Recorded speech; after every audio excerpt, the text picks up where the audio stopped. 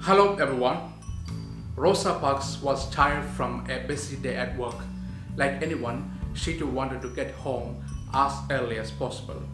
So she boarded a Montgomery bus on 1st December 1955.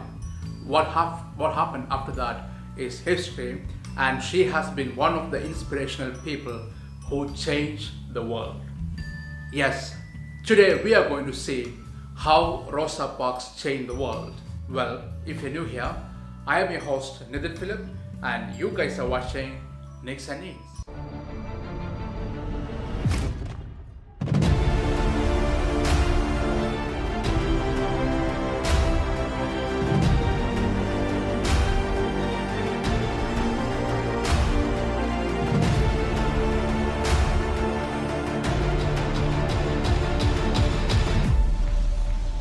If you haven't subscribed our channel yet, consider subscribing and enable that little bell icon so you get notified as soon as we upload a new video.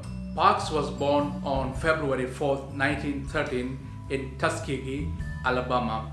Her parents, James and Leona Macaulay, separated when Parks was 2. Both of Parks' grandparents were enslaved and strong advocates for racial equality. Parks' childhood brought her early experiences with racial discrimination and activism for racial equality. Now let's see what happened on December 1st, 1995. On December 1st, 1995, Parks was arrested for refusing a bus driver's instruction to give up her seat for a white passenger.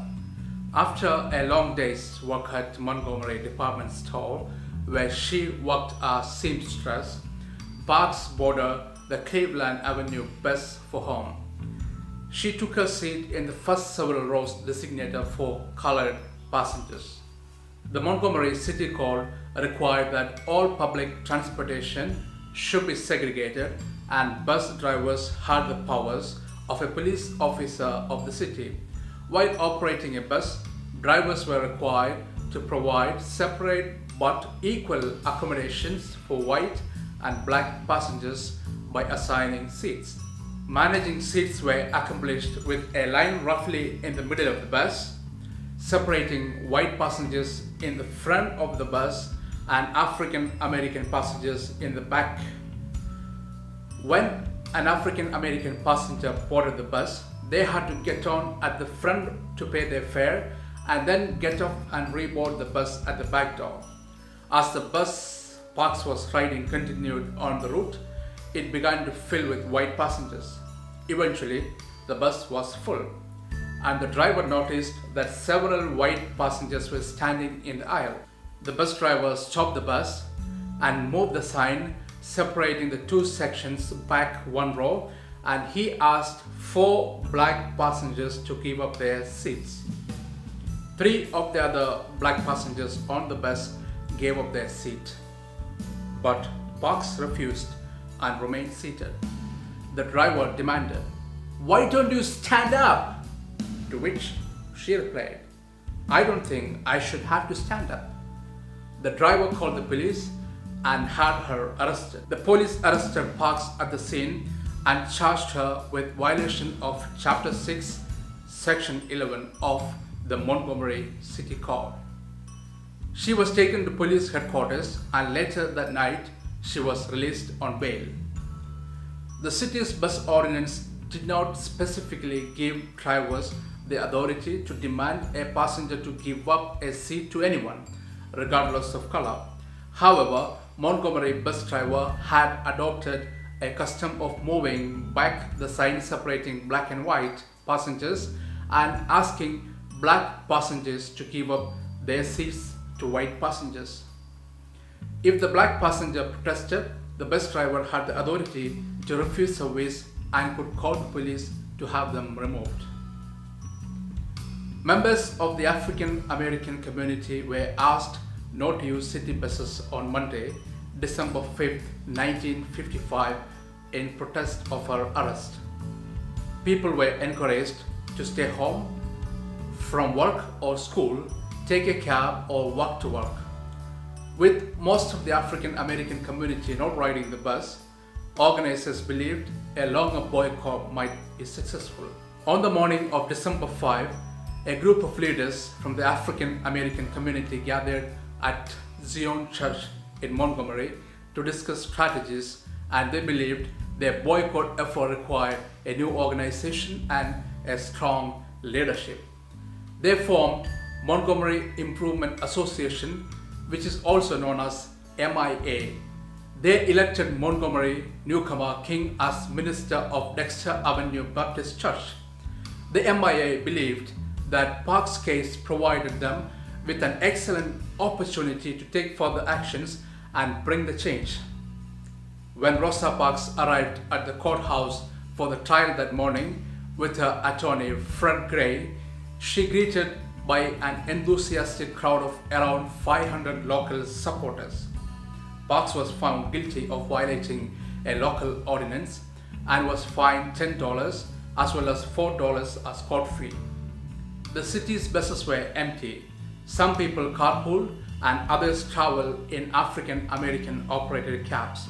But most of the African American communities living in the city at that time had opted to walk to work that day. Some even walked up to 20 miles. Due to the cooperation from African American community, the effort continued for several months. The city of Montgomery was in big trouble, with dozens of public buses sitting idle, bearing financial losses. Some segregationists retaliated with violence. Black churches were burned, and both King and E.D. Nixon's homes were destroyed by bombings. Still further attempts were made to end the boycott. In response to the resulting events, members of the African American community took legal action. A black legal team took the issue of segregation on public transit system to the U.S. District Court. Rosa Parks' attorney Fred Gray filed the suit. In June 1956, the District Court declared racial segregation laws, also known as Jim Crow laws, unconstitutional. The city of Montgomery appealed the court's decision thereafter, but on November 13, 1956, the U.S. Supreme Court upheld the lower court's ruling declaring segregation on public transport to be unconstitutional.